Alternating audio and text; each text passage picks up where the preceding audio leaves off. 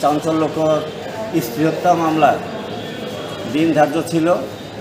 মাননীয় আদালত 1 নম্বর আসামি শুকুর আলী পলাতক, তাকে স্ত্রী হত্যা দায়ে ফাঁসির আদেশ দিয়েছেন। সেই সাথে তার পিতামাতা বিরুদ্ধে মামলা প্রমাণিত না হয় তাদেরকে খালাস প্রদান করেছেন। এই রায়ে রাষ্ট্রপক্ষের প্রতিনিধি হিসাবে আমি মনে করি উপযুক্ত বিচার হয়েছে এবং বাদী ন্যায় বিচার পেয়েছে। ধন্যবাদ।